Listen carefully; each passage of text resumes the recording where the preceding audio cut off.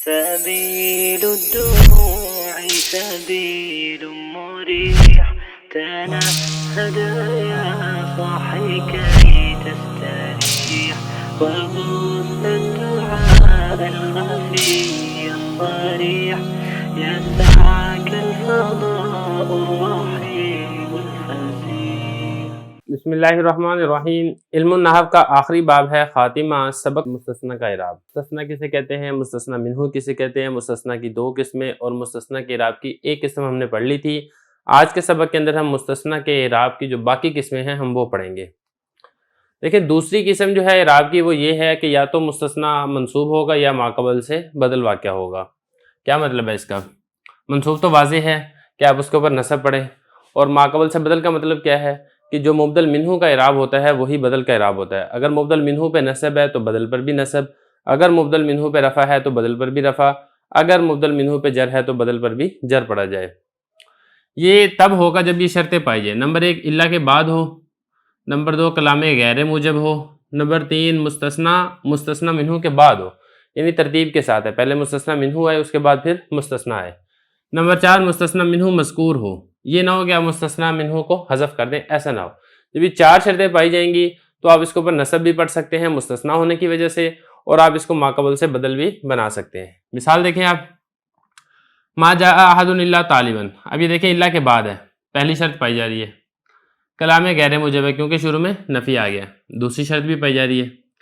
تیسری شرط ہے مستثنی منہو کے بعد ہو. اب یہ احد مستثنی منہو ہے اور طالباً یہ مستثنی ہے. اب دیکھیں مستثنی یہ مستثنی منہو کے بعد ہے، اور چوتھی شرط بھی پائی جا رہی ہے مستثنی منہو یہاں پہ مذکور ہے.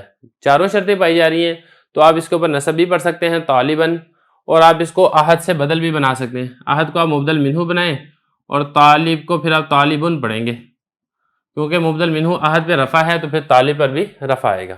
تو یہ ہے دوسری صورت کہ آپ اس کے اوپر نصب بھی پڑھ سکتے ہیں مستثنی ہونے کی وجہ سے، اور آپ اس کو ماقبل سے بدل بھی بنا سکتے ہیں. تیسری صورت دیکھیں، عامل کے موافق اعراب آئے گا. یعنی اگر عامل رافع ہے، رفع کا تقاضا کر رہا ہے تو آپ مستثنی پہ رفع پڑھ دیں گے. اگر عامل ناصب ہے، نصب کا تقاضا کر رہا ہے تو آپ مستثنی پر نصب پڑھ دیں گے. اگر عامل جار ہے، جر کا تقاضا کر رہا ہے تو آپ مستثنی پر جر پڑھ دیں گے. یہ کس وقت ہے؟ جب یہ شرطیں پائی جائیں. نمبر 1 الا کے بعد ہو، یہ پہلی شرط ہو. نمبر 2 کلام غیر موجب ہو، یہ دوسری شرط. اور نمبر 3 مستثنی مفرغ ہو. مفرغ کا مطلب ہوتا ہے فارغ کیا گیا ہو، یعنی مستثنی مفرغ اس کو کہتے ہیں جس میں مستثنی منہو کو حذف کر دیا جاتا ہے اور مستثنی کو مستثنی منہو سے فارغ کر دیا جاتا ہے. جب یہ 3 شرطیں پائی جائیں گی تو پھر اس وقت آپ عامل کے موافق اعراب پڑھیں گے. مثال دیکھیں، ما جاء الا خالد. پہلے دیکھیں تینوں شرطیں پائی جا رہی ہیں. دیکھیں الا کے بعد ہے، یہاں پہ پہلی شرط بھی پائی جا رہی ہے، اور کلام غیر موجب ہے. دیکھیں شروع میں نفی آ گیا ہے تو کلام غیر موجب ہے، اور مفرغ بھی ہے کیونکہ یہاں پہ مستثنی منہو مذکور نہیں ہے، اکیلا مستثنی ہے. تو تینوں شرطیں پائی جا رہی ہیں. اب آپ عامل کے موافق اعراب پڑھیں گے. یہ دیکھیں عامل ہے جاء فعل ہے، فعل تقاضا کرتا ہے کہ میرا فاعل آنا چاہیے سب سے پہلے، مفعول تو بعد کی بات ہے نا. تو آپ نے اس کو فاعل ہونے کی وجہ سے رفع پڑھ دیا کیونکہ یہاں پہ عامل رفع کا تقاضا کر رہا ہے. دوسری مثال دیکھیں، ما رأیت الا خالدا. اب یہ رأیت تقاضا کر رہا ہے مفعول کا، تو یہاں پر آپ نے خالد کو رأیت کا مفعول بنا دیا، عامل کے موافق اس کے اوپر آپ نے اعراب دے دیا. آگے دیکھیں، ما مررت الا بخالد. یہاں پہ با حرف جر داخل ہے اور یہ تقاضا کرتا ہے کہ میرے بعد جو اسم ہے اس پہ جر ہے، تو آپ نے با حرف جر کے موافق خالد پہ جر پڑھ دیا. تو یہ دیکھیں تینوں کی تینوں آپ نے مثالیں پڑھ لی ہیں کہ اگر عامل نے یہاں پہ رفع کا تقاضا کیا تھا آپ نے رفع پڑھ دیا، عامل نے نصب کا تقاضا کیا آپ نے نصب پڑھ دیا، عامل نے جر کا تقاضا کیا تو آپ نے یہاں پہ جر پڑھ دیا. یہ اس وقت ہے جب مستثنی مفرغ ہوگا، کلام غیر موجب ہوگا اور الا کے بعد ہوگا. یہ تیسری صورت ہوگی اعراب کی. چوتھی اور آخری صورت دیکھ لیں، مستثنی مجرور پڑھا جائے گا، یعنی مستثنی کے اوپر آپ نے جر پڑھنا ہے. یہ کس وقت پڑھا جائے گا؟ یہ اس وقت پڑھا جائے گا جب اس میں 3 چیزیں ہوں، یا تو غیرہ کے بعد ہے، یا سوا کے بعد ہے، یا سوا کے بعد ہے. یہ تینوں اکٹھی نہیں ہوں گی، ان تینوں میں سے کوئی ایک ہوگا، تو اس وقت آپ اس کے اوپر جر پڑھیں گے. جیسے جاء القوم غیر خالدین. اب یہاں پہ دیکھیں جو مستثنی ہے یہ غیرہ کے بعد ہے، خالد مستثنی ہے، قوم مستثنی منہو ہے، اور غیرہ یہ حرف استثناء ہے. اس کے بعد خالد آپ نے اس کے اوپر جر پڑھ دیا. اگر غیرہ نہ ہوتا یہاں پہ ہوتا سوا ہوتا، جاء القوم سوا خالدین، تب بھی آپ نے جر پڑھنا تھا. سوا نہ ہوتا سوا ہوتا، تب بھی آپ نے جر پڑھنا تھا. تو ان تینوں میں سے کسی ایک کے بعد بھی آئے گا تو آپ نے جر پڑھنا ہے. تو یہ مستثنیٰ کا اعراب تھا جو ہم نے آج کے سبق کے اندر پڑھا ہے. دیکھیں مستثنیٰ کی تعریف پڑھ لی ہے، مستثنیٰ کی اقسام پڑھ لی ہیں، مستثنیٰ کے اعراب کی قسمیں ساری ہم تفصیل سے پڑھ چکے ہیں. 3 فائدے باقی ہیں، وہ بھی آپ ایک ایک کر کے دیکھ لیں. فائدہ نمبر 1 ہے غیرہ پر اعراب. دیکھیں جو حروف استثناء ہیں ان میں سے ایک غیرہ بھی ہے. آج کے اس فائدے میں آپ نے یہ سمجھنا ہے کہ غیرہ پر اعراب کیا پڑھنا ہے. دیکھیں جو الا حرف استثناء ہے اس پر کوئی اعراب نہیں آئے گا. کیوں؟ وہ اس لیے کہ حروف یہ مبنی ہوتے ہیں، ان کا اعراب فکس ہوتا ہے. لیکن اگر استثناء کیا جا رہا ہے غیرہ کے ساتھ، غیرہ کے بعد جو اعراب آئے گا وہ تو آپ پڑھ چکے ہیں کہ غیرہ کے بعد جر آتا ہے. غیرہ پر آپ نے کیا اعراب پڑھنا ہے، غیرہ پہ رفع پڑھنا ہے، نصب پڑھنا ہے یا جر پڑھنا ہے، اس کی تفصیل یہاں پہ بتا رہے ہیں. تو بتا رہے ہیں کہ غیرہ پر اعراب کی تفصیل وہی ہے جو اعراب آپ مستثنیٰ پر پڑھتے ہیں، وہ مستثنیٰ جو الا کے بعد آئے وہی والا اعراب آپ غیرہ پر پڑھیں گے. کیسے؟ دیکھیں ہم نے یہ پڑھا تھا کہ مستثنیٰ اگر متصل ہو، کلام موجب ہو اور الا کے بعد ہو تو اس پر نصب پڑھا جاتا ہے. جیسے جاءنی القوم الا زیدن، تو وہاں پر آپ نے پڑھا تھا زیدن. تو اگر یہی ساری صورت غیرہ کے اندر ہو، یعنی مستثنیٰ متصل ہو، جیسا کہ آپ کو دیکھ رہے ہیں یہاں پہ مستثنیٰ متصل ہے اور اس کے بعد کلام موجب ہے، یہ بھی کلام موجب ہے. وہاں پہ بس یہ تھا کہ الا کے بعد تھا، یہاں پر الا نہیں ہے بلکہ غیرہ کے بعد ہے. تو آپ نے یہاں پر غیرہ پر وہ مستثنیٰ والا اعراب پڑھنا ہے اور آپ اس کو پڑھیں گے غیرہ زیدن. اس کو غیرو نہیں پڑھیں گے. مستثنیٰ پہ نصب تھا، غیرہ پہ نصب پڑھیں گے. یہ اسی طرح دوسری مثال میں میں نے آپ کو بتایا تھا کہ اگر مستثنیٰ منقطع ہو تو وہاں پر بھی مستثنیٰ پر نصب پڑھا جاتا ہے.